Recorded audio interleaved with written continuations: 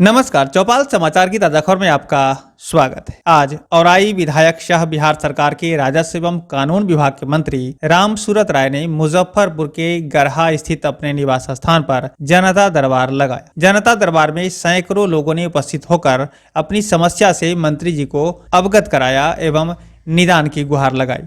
जनता दरबार के विषय पर चौपाल समाचार से बात करते हुए मंत्री राम सूरत राय ने बताया कि यह जनता दरबार की व्यवस्था निजी तौर पर की गई है, जिसके माध्यम से लोगों को मदद कर रहे हैं। उन्होंने यह भी कहा कि लोगों की अपेक्षा एवं मंत्री का दायित्व के अनुरूप विभाग के माध्यम से भी लोगों की समस्या के निदान निकालने की त्वरित व्यवस्था तैयार कर रहे हैं, जिसका प्रभाव यथाशीघ्र दिखने लगेगा। आप देख रहे हैं चौपाल समाचार में वरीय संवाददाता अभिषेक आनंद की रिपोर्ट। जी बताएं, अभी जनता दरबार में आप लोगों की मदद कर रहे हैं, तो किस प्रकार के मामले यहाँ पर आपके सामने अभी आ रहे हैं? निश्चित रूप से एक लोकल होने के नाते सभी तरह के मामले आते हैं। खास करके मैं अभी जो देख रहा हूँ कि पूरे बिहार का जो जन समस्या है, जो विभाग मुझे मिला है वो विभाग है राजस्व एवं भूमि सुधार, और उसके साथ साथ कानून मंत्री का भी मुझे पदभार ग्रहण करने का मौका मिला है।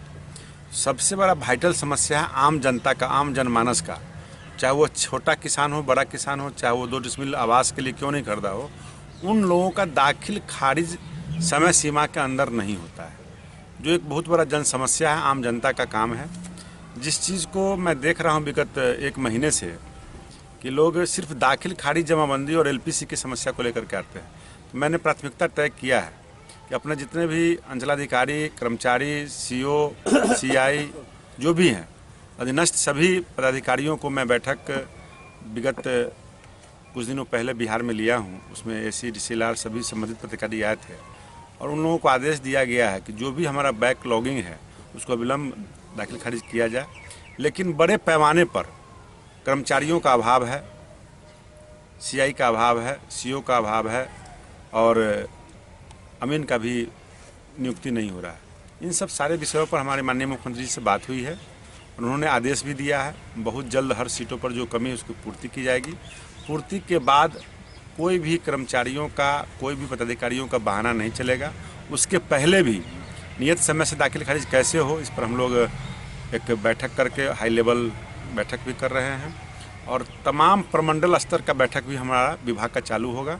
उस विभाग के बैठक में सिर्फ यही 3 समस्या को लेकर मैं हिट करूंगा, जिसमें जमाबंदी कायम करना, एलपीसी देना और उनका दाखिल खारिज करना। ऑनलाइन सारा व्यवस्था हो चुका है, इसको और जागरूकता बढ़ाना है, जिससे कि आम जनता कैसे इसको ऑनलाइन आवेदन करे, कैसे दाखिल खारिज हो जाए, रजिस्ट्री में ही दाखिल खारिज हो जाए।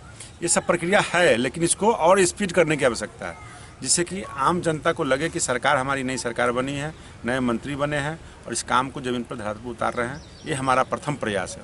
उसके अलावा सेकेंड फेज़ में मैं ये भी कोशिश कर रहा हूँ, जब हमारे हैंड्स तैयार हो जाएंगे तो जितने भी हमारे संबंधित ज़मीन हमारे विभाग का है, जिन लोगों ने हड़प रखा है, उनसे मुक्त कराना, उन ज़मीनों को नए लीज के तहत, नए संविदा के तहत जो लोग को देंगे, जिससे रेवेन्यू हमारा बढ़ेगा। उसके अलावा जो भूमिहीन हमारे जनता मालिक हैं, जिनको भूमि के कारण मकान नहीं बन पा रहा है, उस परिस्थिति में उनका भूमि उपलब्ध कराना। माननीय प्रधानमंत्री जी का जो सपना है कि 2022 तक हर गरीब का, किसी भी जात, किसी भी समुदाय का गरीब हो, उसका छत हो, उस छत होने के लिए ज़मीन आवश्यकता है, तो ऐसे परिवार को चिन्हित करके ज़मीन देने का भी काम करूंगा।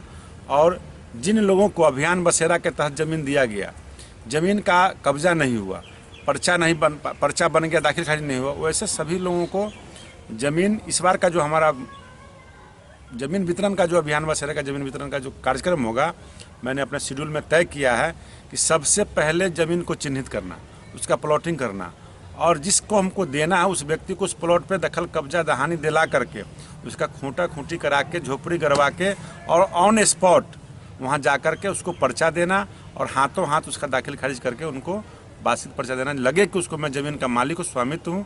क्योंकि आज तक अभियान बसेरा के तहत बहुत गरीबों के साथ छलावा हुआ है और निश्चित रूप से वो छलावा, ज़मीन आपके नाम का बन गया, दखल किसी के नाम का है, आज तक वो ज़मीन कहीं पानी में है, कहीं जंगल में है, लोग घर नहीं बना पाए, वैसे स्थिति इस बार नहीं होगी।